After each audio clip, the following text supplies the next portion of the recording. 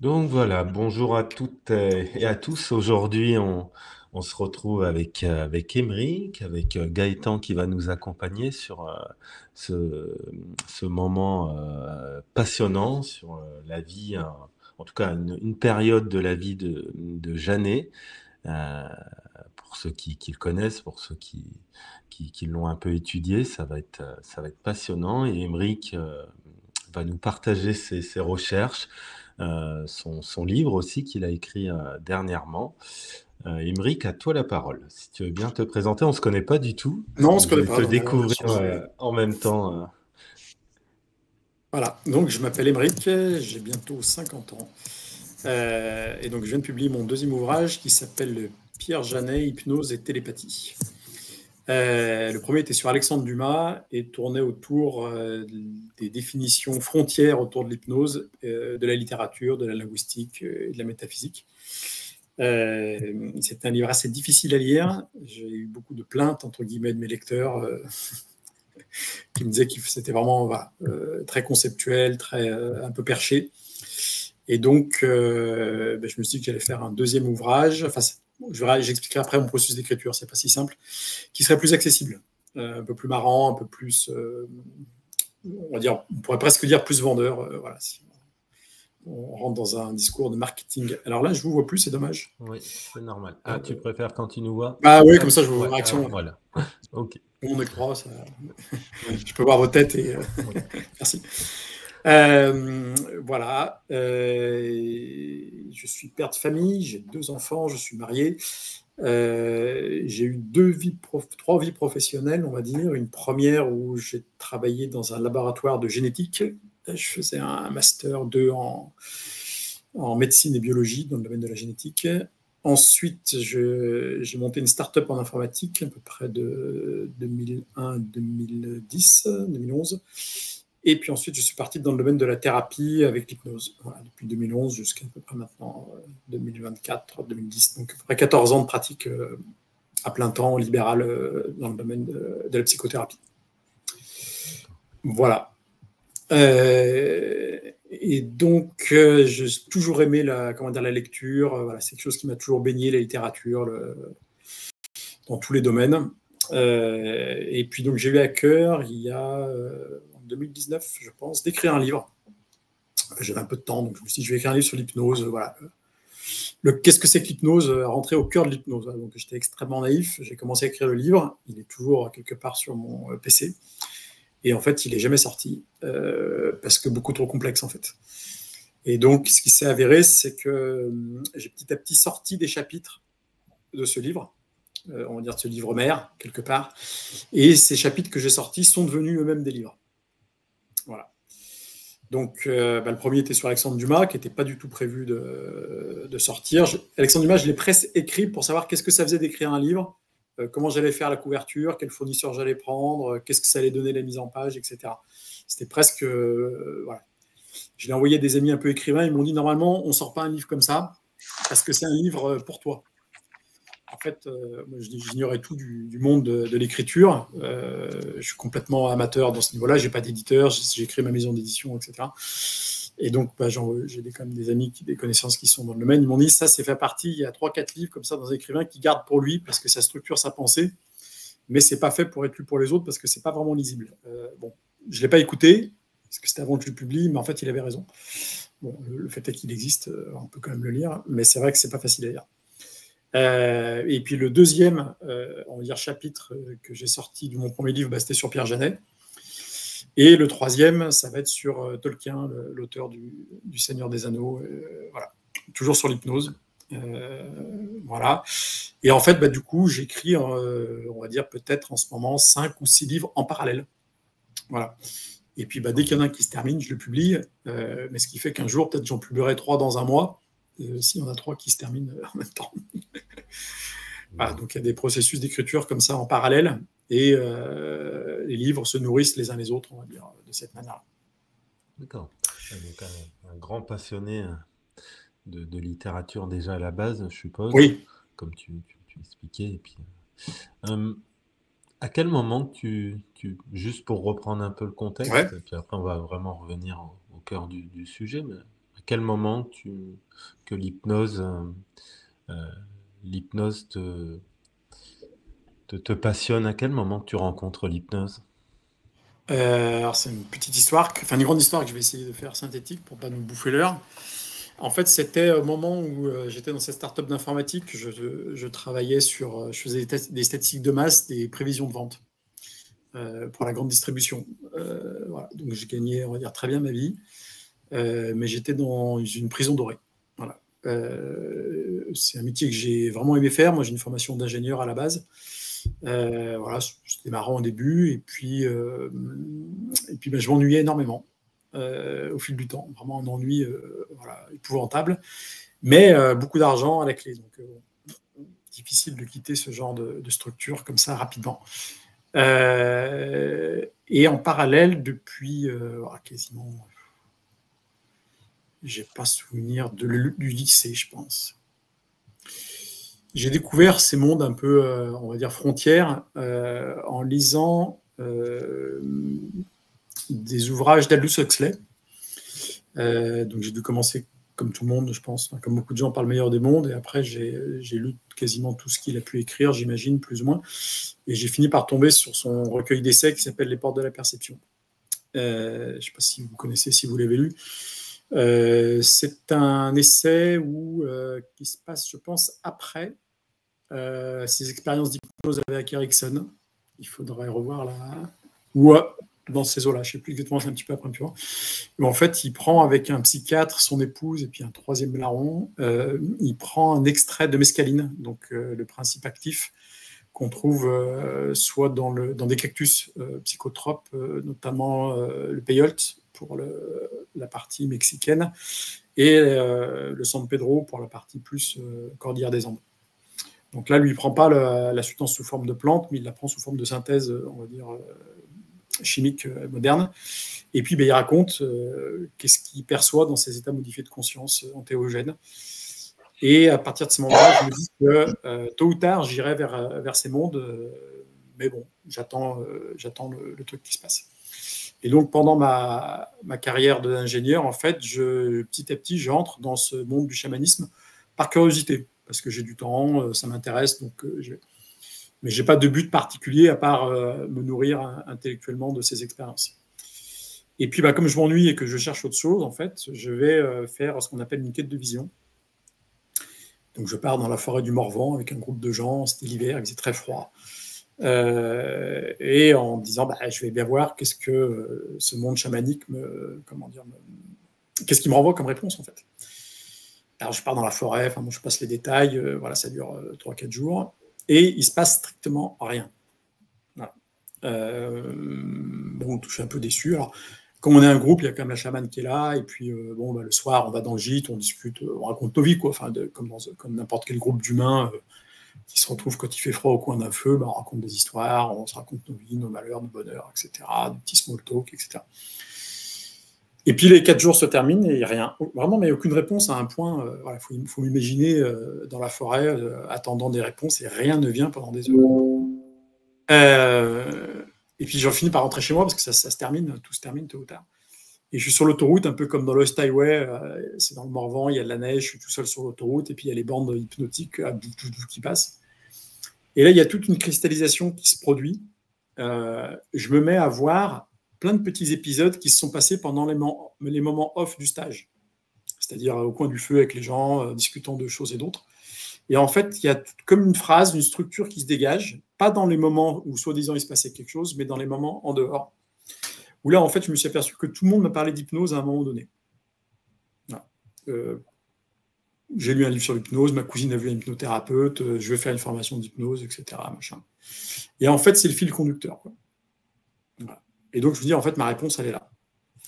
Et puis, bah, j'ai commencé à me former, on était en 2009, là, je pense, à peu près, début 2009. Et puis, bah, ça m'a plu. Du coup, bah, j'ai démissionné, et puis j'ai basculé dans ce monde de la psychothérapie. D'accord.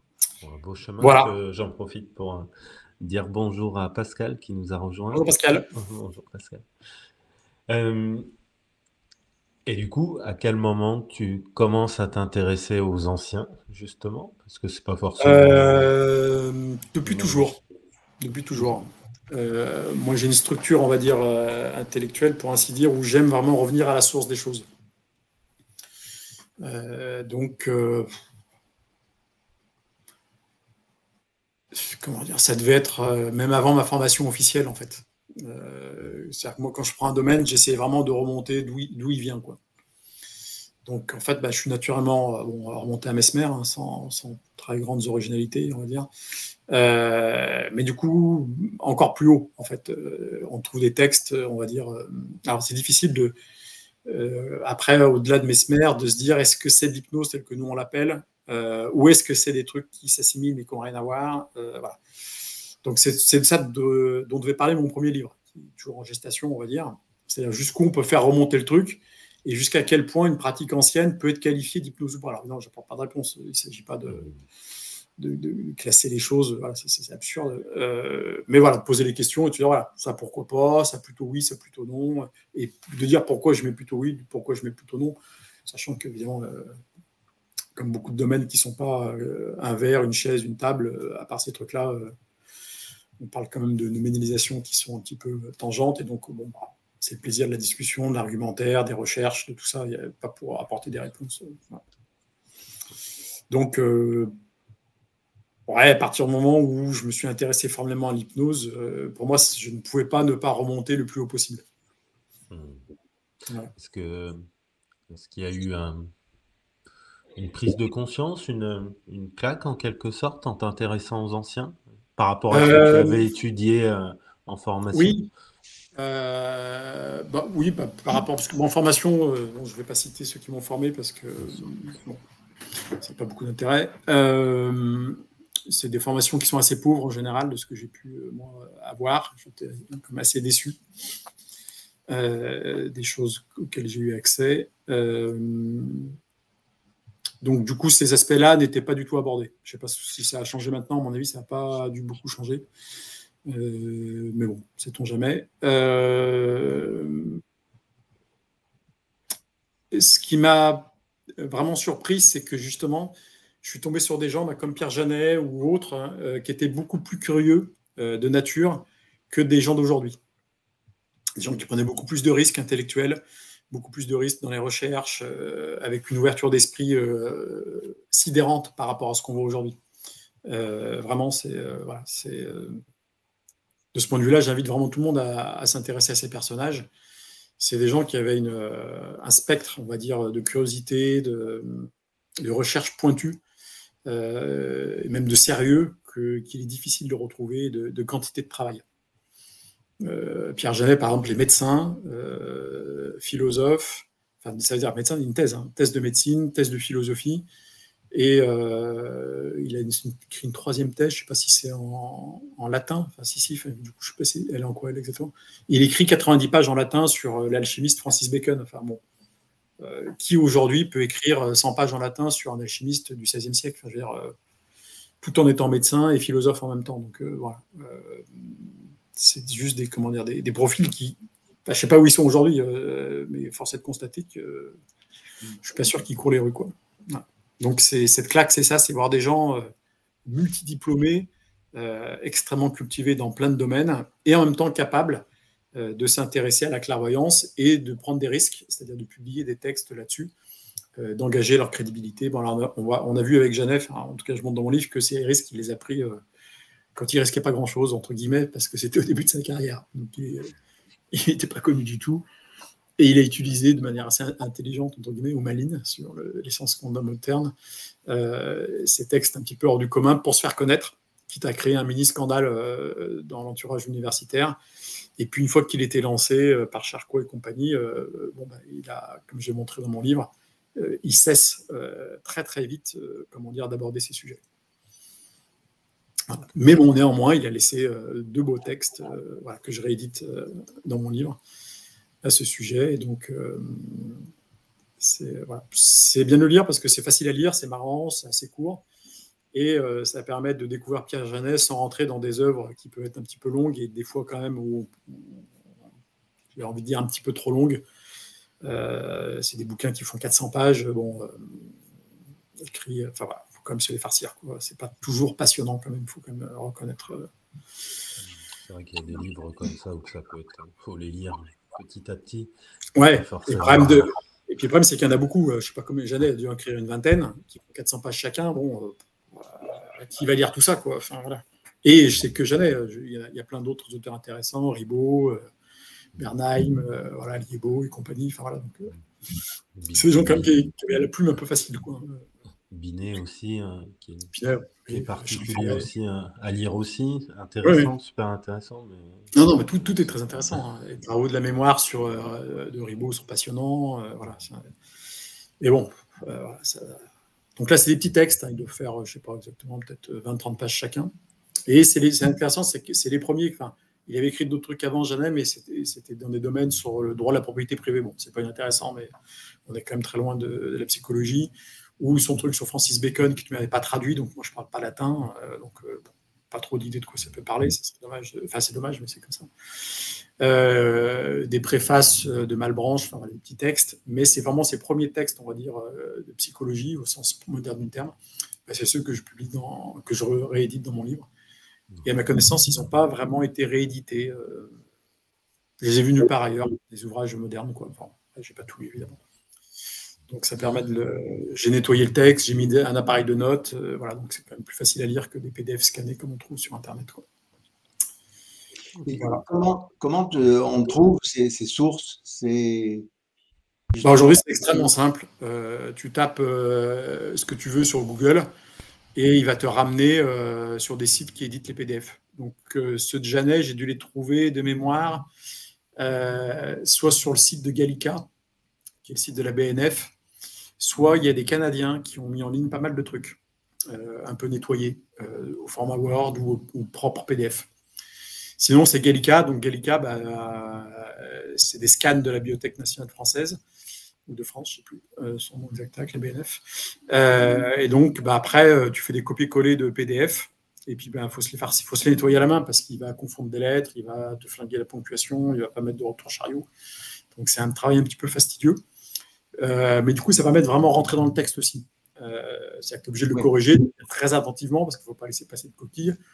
Du coup, tu as des mots qui ont tout à fait la même signification, tu as des sources qu'il faut vérifier, etc. Donc, ça te permet vraiment, quand tu réédites ce genre de texte, de rentrer vraiment, vraiment dans le texte et de le comprendre et de ne pas laisser passer des choses que tu ne comprendrais pas, etc. Mais aujourd'hui, avec des recherches Google, tout ce qui est, comment dire, parce que Google a scanné un maximum de trucs dans les années 90-2000, à un moment, ça a fait un peu polémique. Ils allaient dans les universités françaises, dans les bibliothèques de Paris et de province, et ils scannaient avec des robots comme des malades tous les textes, etc. Donc aujourd'hui, tous les vieux textes sur magnétisme animal, l'hypnose, Faria, comme on parlait au début, etc., tout ça, en 3 clics, tu les retrouves, tu les télécharges. Alors bon, idéalement, ce qui est difficile, c'est pas de trouver le PDF qui a été scanné, parce que très probablement qu'il l'a été.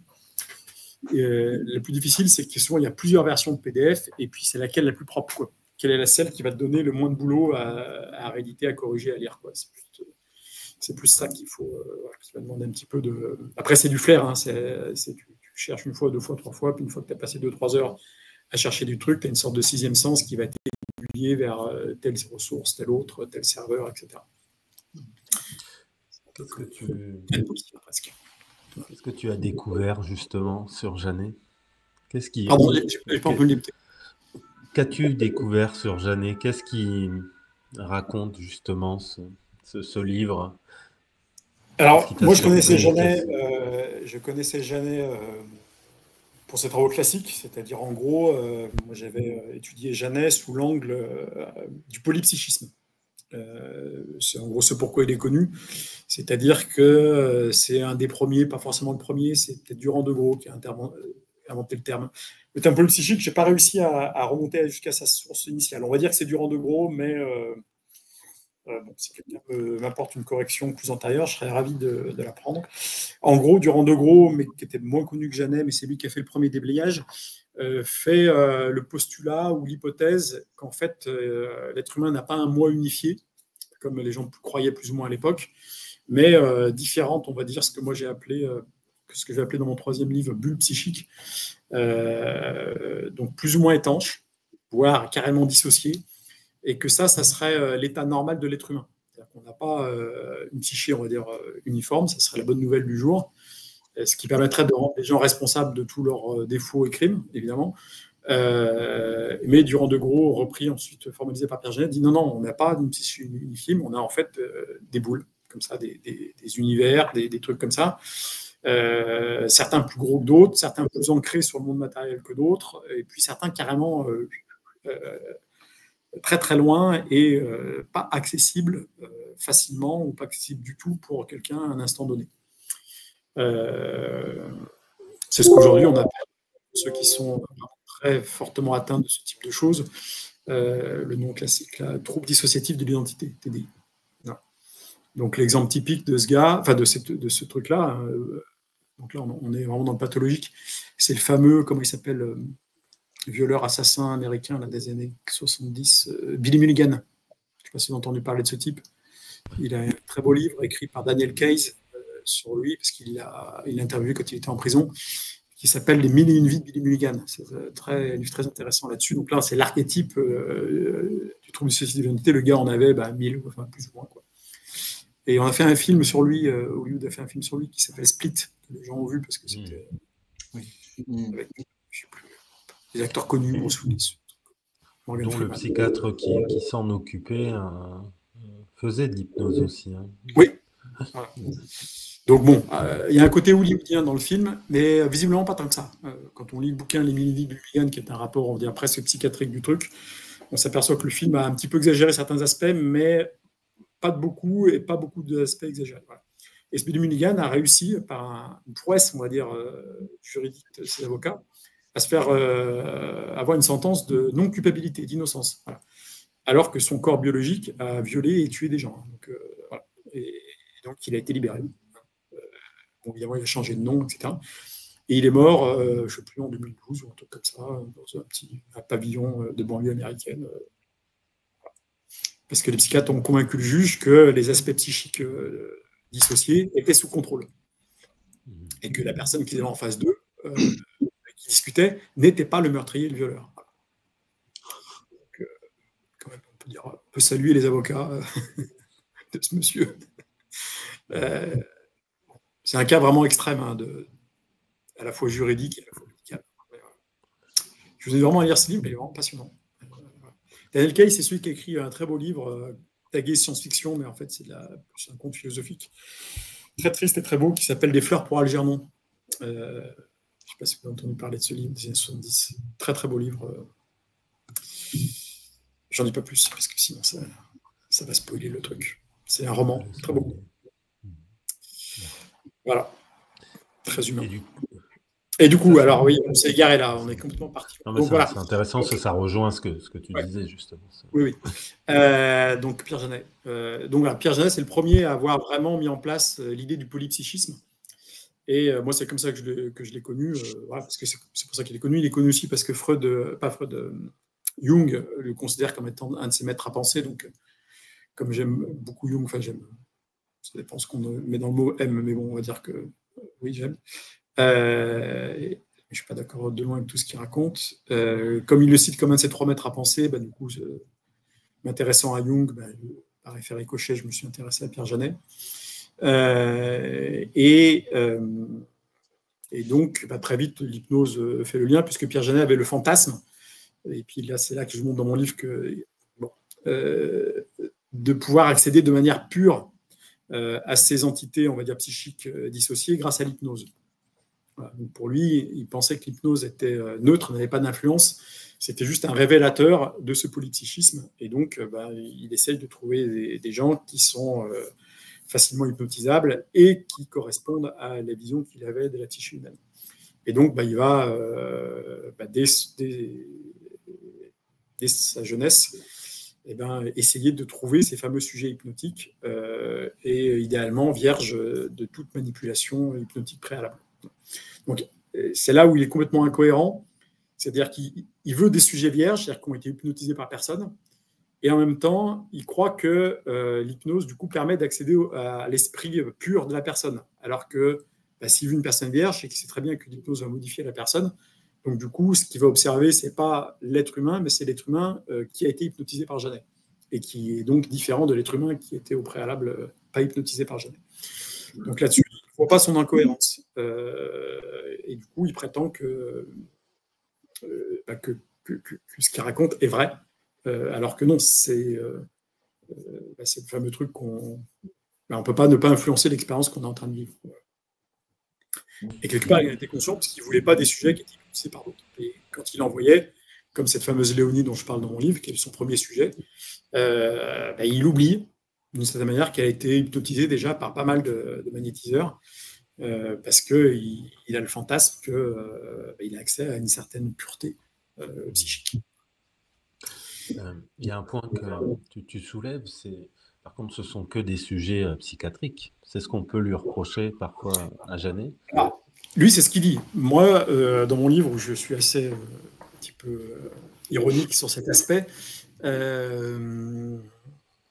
moi, cette Léonie ne me paraît pas du tout psychiatrique du tout. Comment dire, elle est complètement intégrée, elle a des accès de lucidité. Alors, évidemment, si on dit que l'homme est un sujet fermé psychiquement, bah ouais, elle est complètement tarée, c'est-à-dire qu'elle prétend voir le futur, elle prétend voir Dreyfus à l'autre bout des tropiques, elle prétend accéder aux pièces secrètes du procès Dreyfus, elle prétend voir des cartes qui sont enfermées que personne n'a vues dans un meuble et tout. Donc évidemment, si tout ça est une fantasmagorie, elle est complètement tarée. Le problème, et c'est ce que je montre dans mon livre, c'est qu'elle a raison très souvent, pas toujours, parce qu'elle se plante comme ça. C'est vérifié. Mais quand même, mon livre relate peut-être, j'imagine, pas loin de toutes les expériences réussies qu'elle a faites, et ces expériences qui ne sont pas peut-être de qualité, on va dire, de laboratoire actuel, mais un certain nombre sont faites de ce qu'on appelle maintenant double aveugle, etc., etc. Alors oui, on peut toujours reprocher que bon, il n'y avait peut-être pas tel truc, mais de toute manière, bon, voilà, c'est comme ça. Et le nombre d'expériences réussies, même si c'est un peu tangent, bon, c'est difficile quand même de dire du coup que tout est inventé, que c'est de la chance, etc. Enfin, on peut toujours dire ça. Hein, la notion de preuve n'existe pas nulle part. Hein, voilà, mais j'aimerais qu'un sceptique lise mon livre quand même et arrive à me donner une autre explication que sujet ouvert psychique. Voilà. Mais bon. Après, j'entendais aussi par psychiatrie, il travaillait beaucoup avec l'hystérie, beaucoup. Oui, c'est une mais par exemple, c'est une partie de sa vie aussi. Donc là, oui, mais le problème, c'est que c'est des gens, comme nous aujourd'hui, hein, on est empreint de nos propres croyances. C'est-à-dire que Janet, comme il n'a cessé par la suite de qualifier cette Léonie d'hystérique, d'accord, de mon point de vue, elle n'a rien d'hystérique du tout. Alors, il s'avère que j'ai vraiment étudié Léonie à fond. Du coup, j'ai un gros doute sur les autres qui qualifient d'hystérique, si tu veux. Tu vois ce que je veux dire? Je dis, parce qu'à l'époque, c'était la mode. Celui qui a lancé, on va dire, Janet, c'est son oncle. Bon, alors on peut dire que c'est par gentillesse, par népotisme familial et tout ce qu'on veut. Et très bien, c'est normal. Mais c'est Charcot, en fait, qui l'a lancé. Et c'est lui qui l'a offert un laboratoire, c'est lui qui l'a. Voilà, la première, le compte rendu, on va dire, qui est le premier que je publie, c'est son oncle qui le lit. Lui, Janet reste au Havre, parce qu'il était prof de philosophie dans un lycée. Il n'était pas à Paris, puis c'était compliqué à l'époque de faire Paris-Le Havre, j'imagine. Et donc, c'est son oncle qui le lit devant Charcot. Et donc, Charcot, il sent le truc, bon, il n'aime pas trop le merveilleux. Donc, bon, voilà. Mais il voit quand même que Janet tient la route, et puis son oncle Paul Janet était très connu, donc quand vous étiez introduit par Paul Janet à l'époque, c'était plus facile que quand vous n'étiez pas introduit par lui. Et donc du coup, il va offrir un laboratoire, puis une chaire à Janet. Janet, par reconnaissance du vent, ce qui est normal aussi, ne peut pas du coup s'opposer à Charcot. Charcot, lui, prétend que seuls les hystériques sont hypnotisables. Donc, pour faire plaisir à Charcot, dès qu'il a un bon sujet, il le qualifie d'hystérique. Voilà. Peut-être que dans l'eau, il y avait vraiment des hystériques, mais voilà. En même temps, il prétendait ça, et tant d'autres démontraient le contraire, en parallèle. Oui, voilà. Donc, pour moi, les sujets... Il restait dans sa bulle à cette époque-là, et tant d'autres... Mais bon, Janet n'est pas libre par rapport à Charcot de dire ce qu'il veut, parce que c'est lui qui le donne son labo, c'est lui qui lui donne son financement. Donc, il peut s'opposer à lui à la marge, avec une sorte de gentleman agreement, mais il ne peut pas dire Charcot perd la boule avec son hystérie, quoi. C'est impossible. Voilà. Peut-être que même avec le temps, c'est devenu un ami, enfin, on ne sait pas. Voilà. Donc, c'est compliqué, quoi. En plus, à l'époque, c'est un vieux monsieur. Charcot, il doit mourir en 93, je pense. Que Janet est porté par Charcot en 89. Donc, voilà. c'est une figure tutélaire. Donc, Est-ce c'est un que, vieux monsieur, on ne peut pas l'envoyer comme ça sur les roses si facilement, quoi. Voilà. petite question par curiosité, je ne sais pas si tu en as la réponse, est-ce que tu sais si Jeannet et Donato se sont rencontrés? J'ai mis cette hypothèse dans mon livre, parce que Donato va faire des spectacles au Havre au moment où Jeannet est au Havre et s'intéresse à l'hypnose. Donc, peut-être qu'il a, moi je pense que oui, je pense que c'est ça qui l'a stimulé, etc., entre autres. Ça serait bizarre qu'il ne soit pas allé au spectacle, parce que je pense quand même, au Havre, en 1885, il n'y avait pas des sorties tous les jours et des divertissements comme on a aujourd'hui. Voilà. Donc, à mon avis, le gars s'intéresse à l'hypnose, il est jeune, il s'emmerde au Havre, parce qu'il faut imaginer les soirées du Havre en 1885, hein, j'ai rien contre les gens du Havre, mais enfin bon, les villes de province au 19e siècle, quand on lit les comptes rendus à droite à gauche, les mecs s'emmerdaient sec. Hein. Il n'y avait que Paris où il y avait une vie nocturne un petit peu amusante et il y avait le choix des divertissements. Le Havre, bon. Donc, pourquoi n'y serait-il pas allé, quoi. Voilà. Mais il n'y a pas de preuve formelle qu'il l'ait rencontré. En sachant qu'il a beaucoup été copié quand même, Donato, beaucoup admiré aussi, beaucoup critiqué aussi. Donato était connu à l'époque, Jeannet s'intéressait à l'hypnose, il était au Havre, l'autre fait un spectacle au Havre. Bon, il est allé, on va dire. Voilà. Si je devais parler d'une grosse somme d'argent, je parierais sur le fait qu'il l'a rencontré. Après, ce qu'il a discuté avec lui dans les coulisses et tout, c'est autre chose, hein, peut-être pas. Jeannet est très jeune, hein, il doit avoir 23-24 ans, je pense, quand il est au Havre. Hein, donc, il n'a pas non plus l'espèce de charisme qu'il a eu par la suite en disant bah là, je tape à la loge, bonjour, chez Jeannet. Personne ne le connaissait. Voilà.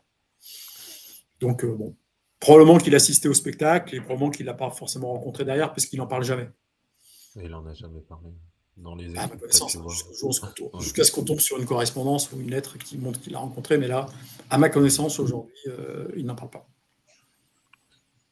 Enfin, ou alors peut-être, parce que j'ai pas tout non plus, peut-être qu'il en parle comme une source, on va dire, d'écrits et des choses comme ça, mais il pas une rencontre officielle en tout cas. Il n'y a pas, voilà. Je dis pas, tiens, j'ai rencontré Donato et on a discuté le bout de gras. À ma connaissance, ça n'existe pas. Voilà, donc je m'intéresse à Jeannet sous cet angle, polypsychisme, puis pour répondre pour l'hystérie.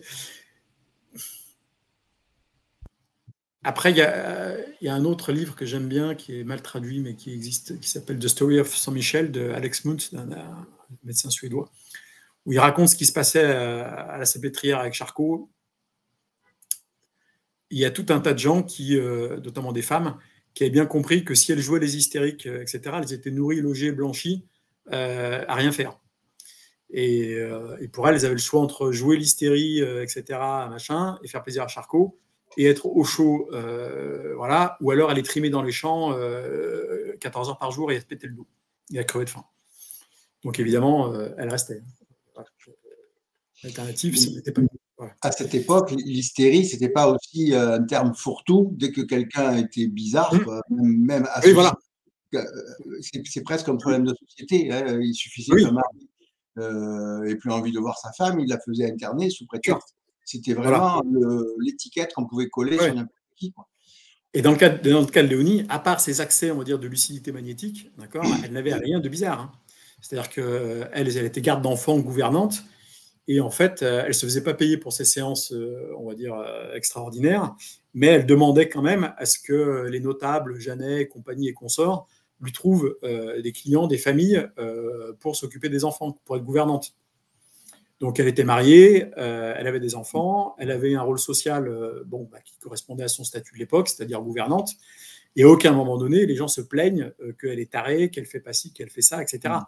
Donc, en aucun cas, on peut la qualifier de malade psychiatrique. Enfin, je veux dire, elle est parfaitement intégrée à la société. Elle est employée ensuite par le frère de Fred Dreyfus, Mathieu Dreyfus, pendant des années chez lui, à s'occuper de sa famille, etc. Le mec s'est jamais plaint qu'elle était folle furieuse ou quoi que ce soit. Et il n'y a aucune plainte de son comportement bizarre dans la vie de tous les jours. Elle a la vie à part ses accès, on va dire, à lucidité, mais qui sont qu'avec des médecins, des philosophes, etc., dans des cadres bien particuliers.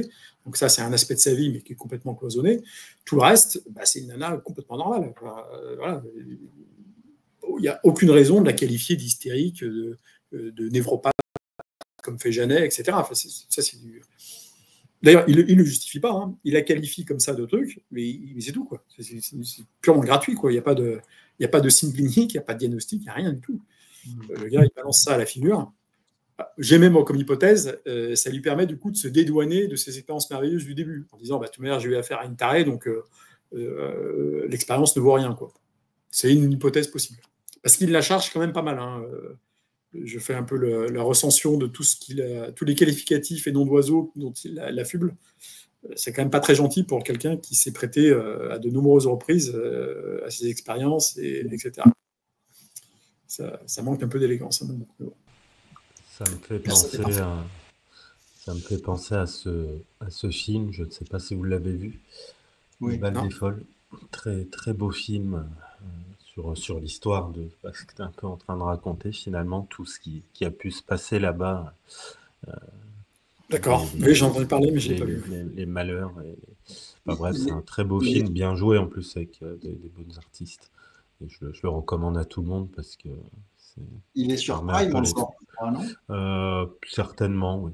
Tu mets là en bas à droite, marqué Prime Vidéo. Oui. Hop. Justement, ça replonge bien dans le contexte de l'époque, le côté très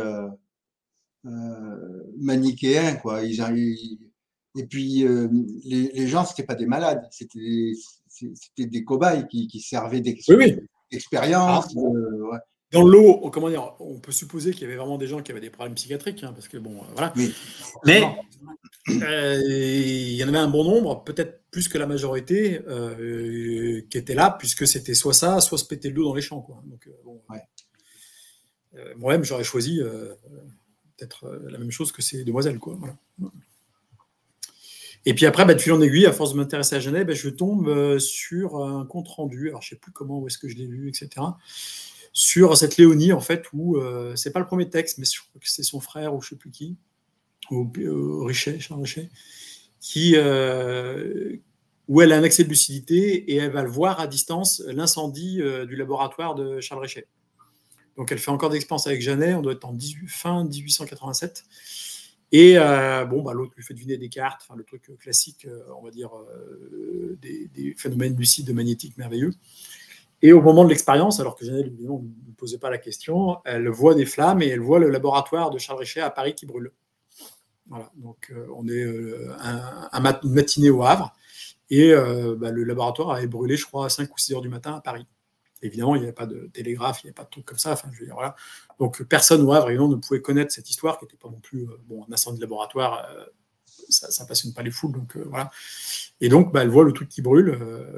Voilà. Donc, je vois ce truc, je tombe des nues complètement, parce que moi, je connaissais les sujets de Pierre Janet, plus ou moins hystériques, qu'est-ce que ça pouvait vouloir dire à l'époque. Ses travaux sur le polypsychisme, Jung, l'hypnose classique, la suggestion et compagnie, etc. Et je tombe là-dessus et je tombe des nues complètement en disant mais qu'est-ce que c'est que ce truc, qui c'est cette nana, voilà, je fais des recherches, ce truc-là est corroboré par d'autres témoins, c'est pas juste Janet qui fume la moquette ou quoi que ce soit.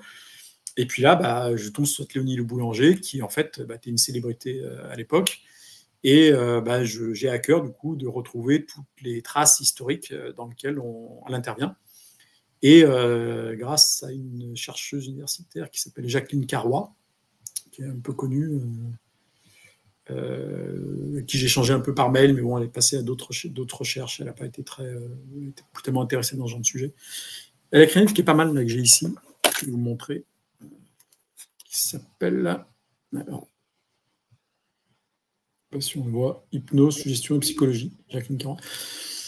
Et elle a fait un très bel article sur justement l'affaire Dreyfus et cette Léonie Le Boulanger. Et elle a même interviewé, je crois, les petites filles de Mathieu Dreyfus, qui avaient encore un souvenir de cette Léonie.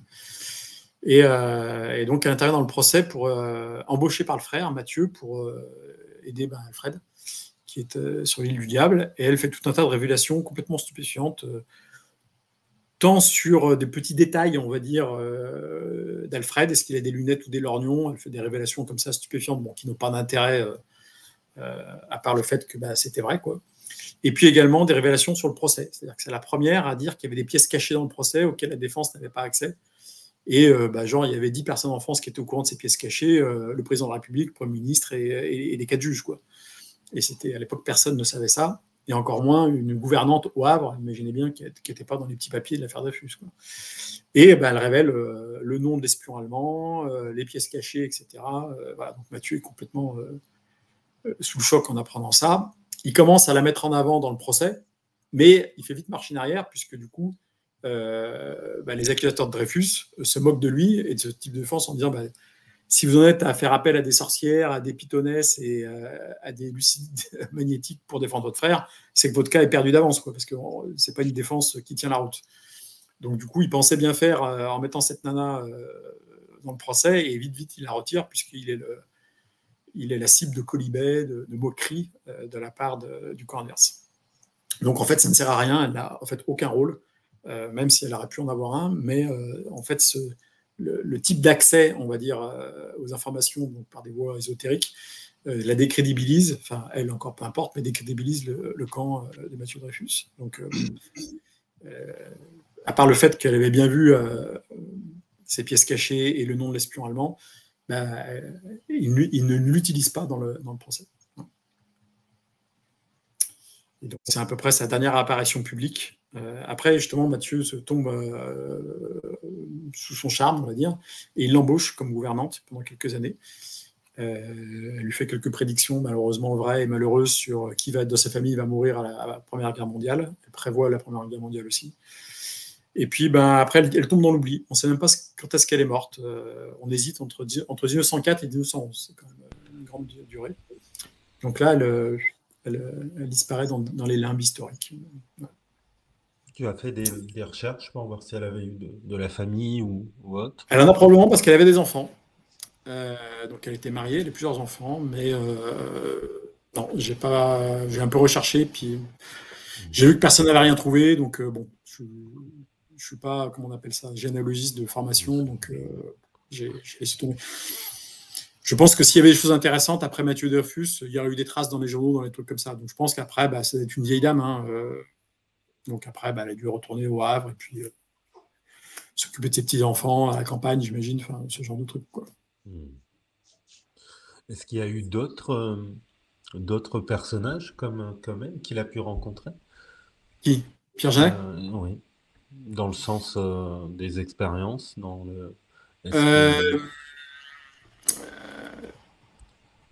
Alors, oui, à mon avis, tous les personnages qu'il a utilisés, comme Madeleine Lebouc, la fameuse Adrienne, etc. Donc, des gens qu'on a plus ou moins identifiés. Donc, dans ses écrits, il les repère par des initiales. Et maintenant, on a réussi par recoupement à coller aux initiales des états civils, on va dire, officiels. Je pense qu'après, c'est mon point de vue, parce qu'il ne s'est jamais exprimé là-dessus, parce qu'il n'avait quand même pas l'outrecuidance de nier ses expériences, il les a juste étouffées. Et je pense qu'après, comme il savait que c'était dangereux pour sa carrière de retomber dans le merveilleux magnétique, je pense qu'il s'est bien gardé de les refaire avec quiconque. Je pense qu'il avait des sujets extra-lucides dans son, on va dire, pool de sujets, on va dire, hypnotiques, mais il s'est bien gardé de tester la moindre chose à ce niveau-là. Donc après, il n'a plus qu'utiliser ces gens sous ce que moi j'appelle l'hypnotisme, c'est-à-dire tous les phénomènes d'hypnose desquels on a ôté le merveilleux magnétique. Donc après, à partir du moment où il écrit sa thèse, l'automatisme psychologique, parce que le nid apparaît dans la thèse aussi. Hein. Je ne sais plus quelle est son initiale, mais bon, peu importe. Il en parle à certains moments. Ouais. Notamment pour la tailler comme névropathe, je crois, de mémoire. Mais il avoue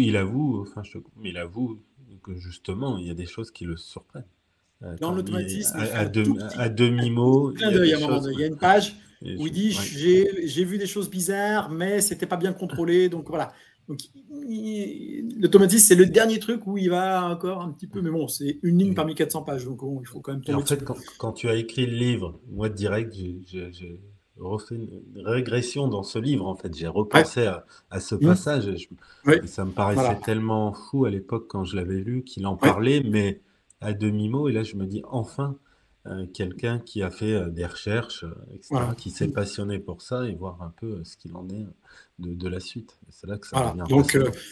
on peut soupçonner que les autres avaient également ce type de capacité, mais jamais testé par Genet ou par personne, parce que là, on rentre dans l'époque où c'est la fin du merveilleux magnétique. Vraiment la fin. Voilà, Léonie, c'est la dernière grande, on va dire, lucide magnétique. Voilà, son prédécesseur, c'est le sujet de mon livre précédent sur Alexandre Dumas, c'est le fameux Alexis Didier, qui était lui encore beaucoup plus extraordinaire que Léonie, voilà, qui était vraiment un personnage complètement hors du commun.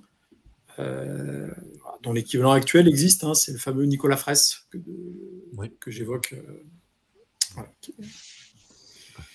a l'air d'avoir ce même type de capacité, quoi.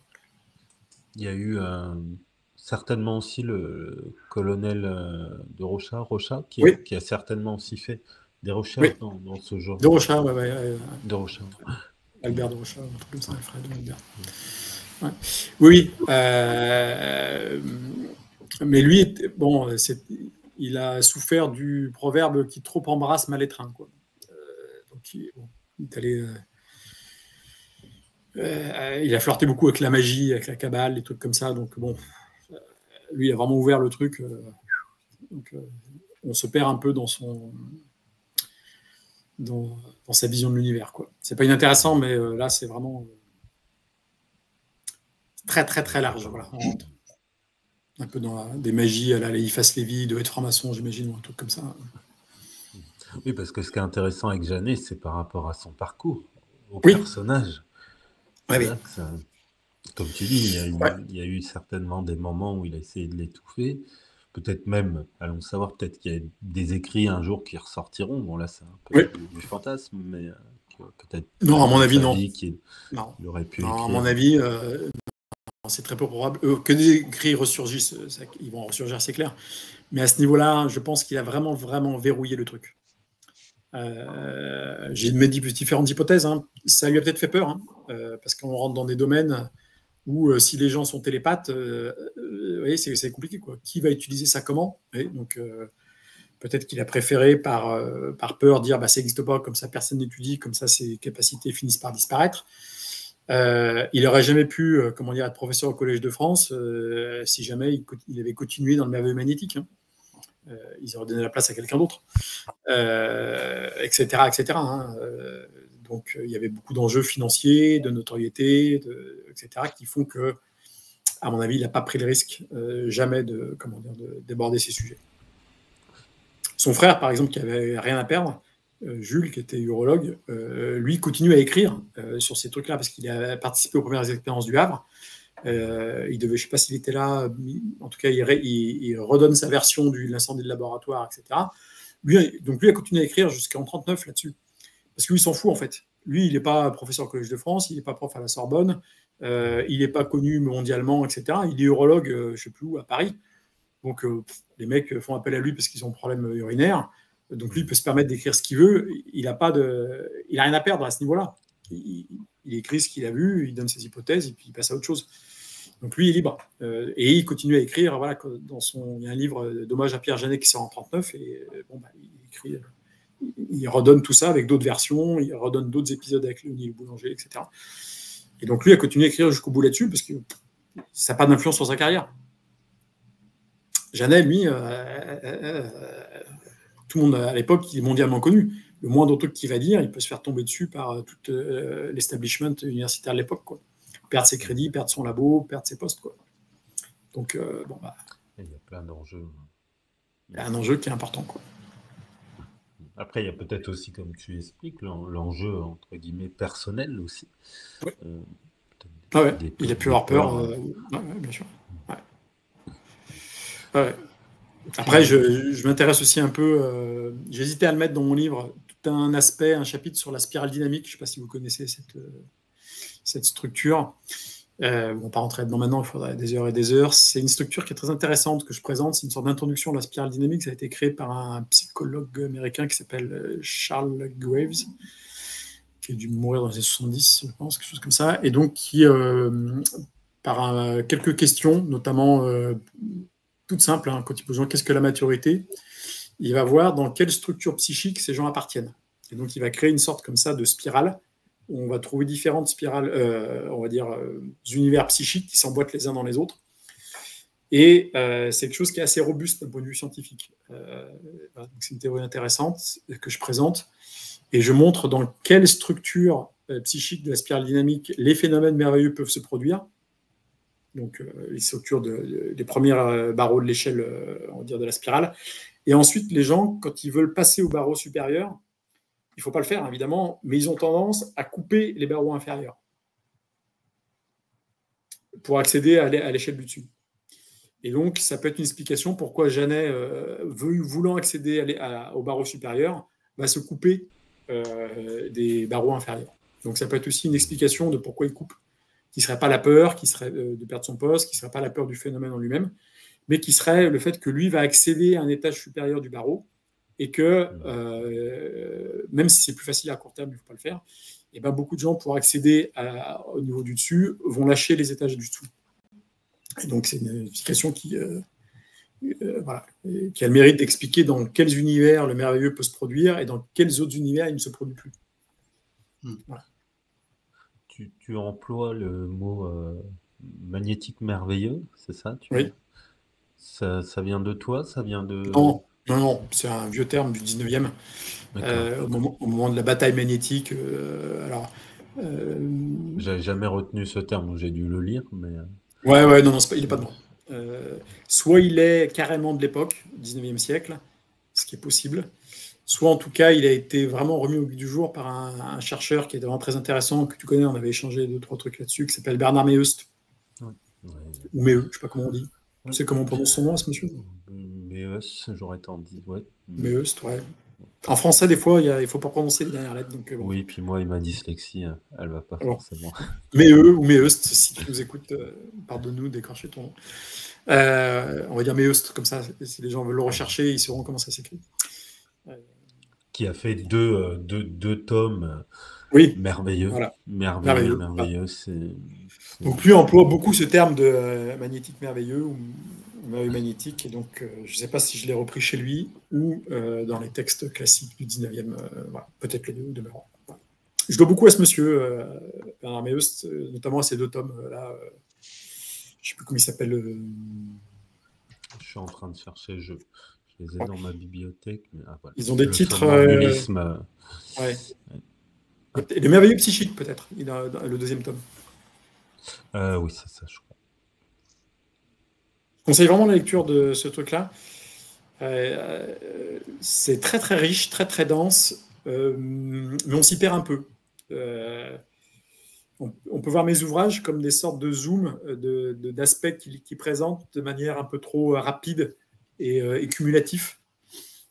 Et on peut voir mes ouvrages comme des sortes de choses beaucoup plus précises et beaucoup plus construites, mais du coup, qui évidemment touchent un domaine infiniment plus restreint que tout ce que ce monsieur aborde dans ces 2 tomes. Voilà. Donc, c'est 2 manières complémentaires d'aborder le sujet. Soit une vision très large, mais du coup, on s'y perd un peu. Mais il y a beaucoup d'infos, énormément d'infos, c'est passionnant. Je le remercie vraiment d'avoir écrit ces 2 livres. Ou alors mes ouvrages qui sont beaucoup plus focalisés, pointus, précis, cohérents, mais du coup, évidemment, qui ne regardent qu'un spectre. Voilà. Voici le premier tome, c'est celui-ci, il est remarquable. Et ce qui est... Le 2e aussi. Les 2 sont de très bonne qualité. Ce qui est rigolo, c'est que ce qui est surprenant, c'est que dans celui-ci, il amène les sources. C'est une recherche historique fabuleuse. Et pourtant, même à notre époque, on remet encore en doute et ça s'explique très bien, c'est pour ça qu'il faut lire le chapitre, je ne sais plus. Moi, c'est une théorie des spirales dynamiques que je vous invite à lire. Elle est vraiment très intéressante, surtout si on reçoit des clients, pour savoir auquel niveau de la spirale le client a accès. Et en fonction du niveau auquel il a accès, la séance est complètement différente. C'est pas... on ne parle pas à des gens qui sont dans un niveau donné, on ne va pas lui parler de la même manière que dans un autre niveau. Je parle en séance et en psychothérapie, mais même dans la vie de tous les jours. Quand vous voyez des gens qui ont accès à un certain niveau et pas à un niveau du dessus, c'est pas la peine de leur parler de ce niveau dessus. Les gens ne comprennent pas ce que vous dites, mais ils ne comprennent pas. Voilà. Donc, ça ne sert à rien souvent, quand on voit des débats, des choses comme ça, moi maintenant, je ne débat plus avec des gens qui sont plafonnés à certains niveaux de la spirale dynamique. Ça n'a aucun sens. C'est comme si, je sais pas moi, Platon débattait avec, je sais pas moi, un homme du néolithique. Je veux dire, ça n'a pas de sens. L'homme du néolithique ne va pas accéder au niveau auquel Platon a accès. C'est ridicule. Ils peuvent très bien boire une bière ensemble ou copuler ensemble s'ils veulent, mais pas débattre d'idées intellectuelles, quoi. Voilà. Et donc aujourd'hui, on est dans le niveau de la spirale dynamique en France, hein, qu'on appelle ER, pour la nomenclature spirale dynamique. Et donc c'est un niveau dans lequel, bon, c'est plus compliqué que ça, hein, mais on est retourné dans un niveau matérialiste, d'accord, et individualiste.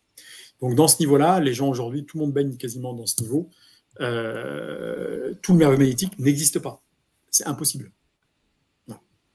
Donc du coup, ce livre de Bernard Meust, en fait, vient complètement à contre-courant, on va dire, du niveau global dans lequel l'Occident est. Donc, il n'y a pas de lecteur, hein. Du coup, je ne dois pas en avoir beaucoup non plus au demeurant. Parce que ça heurte l'univers psychique de la plupart des gens.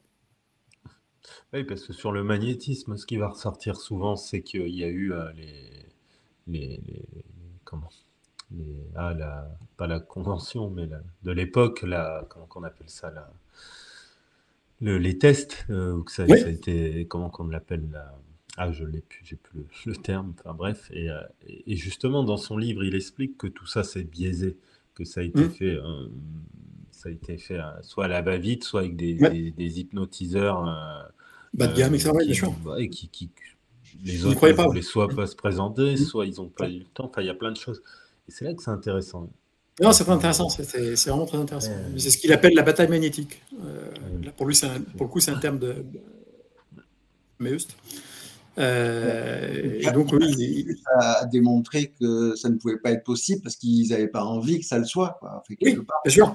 Sans même parler, et c'est ce que je montre dans mon livre avec Janet, quand je fais le lien à la fin avec le baron de Munchausen, c'est qu'en fait, imaginons que la télépathie existe, d'accord, que la personne n'y croit pas à la télépathie, et donc elle va faire une expérience avec un sujet télépathe qui va donc du coup se brancher sur la non-croyance à la télépathie, donc faire échouer le test. Voilà. Et donc c'est pour ça aussi que peut-être, c'est la troisième explication, que Janet ne veut pas entendre parler de cette histoire, parce que sinon tout son corpus théorique s'effondre.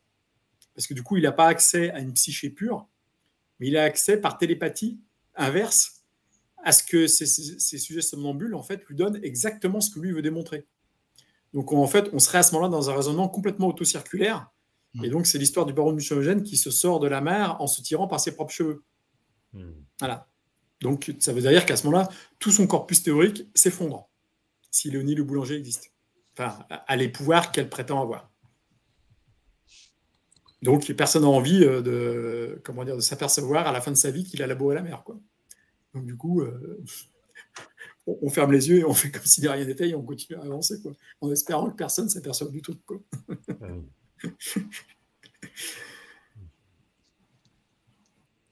Voilà. Est-ce que Jung, ils sont vraiment rencontrés dans le sens où ils ont eu, tu penses, tu as des sources où ils ont eu l'occasion peut-être d'en parler À mon avis, non. Après, il y a une différence d'âge aussi quand même à prendre en compte. Jung, prend, on va dire, une année de congé sabbatique quand il est à la clinique suisse, là, qui a un nom imprononçable. Je vais le prononcer quand même, mais bon, Burgzungen. Voilà. Donc, quand il est dans cette clinique avec Böhler et compagnie, il est très intéressé et très respectueux par rapport à Janet. Donc, il va prendre quasiment une année sabbatique pour aller à Paris et assister au cours de Janet. Donc, il est venu à Paris assister au cours. Donc, il a assisté au cours, ça paraît clair. Est-ce qu'il a échangé avec lui, etc. Je ne sais pas. J'ai eu un échange sur Facebook avec quelqu'un qui connaissait un petit peu mieux cette période-là. Il semblerait qu'il l'a rencontré plus tard dans un voyage à New York. Ils seraient tous les deux allés dans un congrès, etc. en 1912, je crois, quelque chose comme ça. C'est ce que m'a dit le gars par Facebook. Je n'ai pas vérifié, j'ai pas eu le temps. Il y aurait une correspondance. Et je ne sais plus si c'est Freud ou Jung, parce que Freud était de la partie, qui se plaignait du caractère de Janet, qui était hautain, méprisant. Ça serait pas le fameux voyage où ça a commencé à battre de l'aile entre Freud et ça. Jung. J'ai pas eu le temps. Cette personne m'a gentiment donné quelques indices sur Facebook, mais j'ai pas eu le temps d'aller voir. Et puis c'était bien après la période qui m'intéresse, puisque je m'intéresse entre guillemets que à la période en lien direct. Voilà. Il semblerait que Janet n'ait pas été appréciée d'un point de vue humain par Freud, peut-être par Jung et peut-être par Freud, je sais plus. C'était pas très clair l'échange. Donc il se peut qu'il l'a rencontré du coup en off, puisqu'il se plaignait de son caractère en tant qu'être humain. Mais en tout cas, il n'y a pas d'échange épistolaire avec on va dire un enrichissement intellectuel mutuel entre Janet et Jung. Il semblerait que ça soit descendant uniquement de ce point de vue-là, que Janet a transmis son savoir à Jung de manière descendante, mais que l'inverse n'a pas eu lieu. Il n'y a pas eu d'échange, à ma connaissance, entre pairs, on va dire, sur la psychologie, etc., entre ces deux personnages. Comme tu dis, il y a un écart d'âge qui est quand même assez important. Janet de mourir en 47, je crois, un truc comme ça, qui a quasiment 30 ans d'écart entre les deux. Il y en a un qui est au sommet de sa gloire et l'autre qui démarre, quoi. Je pensais pendant que tu expliquais que ça aurait fait une belle rencontre. Enfin, ça aurait été une belle rencontre, effectivement. Ils se sont peut-être rencontrés sur le bateau ou je sais pas où, parce qu'à un moment, ils se plaignent du caractère de l'autre, donc ils ont dû se croiser. Mais il y a peut-être le feeling, l'alchimie qui n'est pas passé. Qui n'est pas passé. Puis peut-être que Janet avait un sale caractère. Hein. Ce qui ressort, alors j'ai pas lu tout le livre, mais ce qui ressort de ses expériences, il doit être certainement focalisé et passionné par ce qu'il fait, mais il n'est pas très prévenant, diplomate. Enfin, quelque part, il l'utilise. Ah, du tout. Non. Il l'utilise, il fait des expériences. Et moi, ça me rappelle un petit peu, alors je ne sais plus où j'ai dû lire ou entendre ça, c'est le marquis de Puységur, quand il faisait des expériences sur c'est Victor, son valet. Justement, il est tombé malade parce que il souffrait d'être montré comme un phénomène de foire, il souffrait d'être utilisé et exploité en quelque sorte. Et cette partie qui s'éveillait sous hypnose était en manque de reconnaissance, en fait.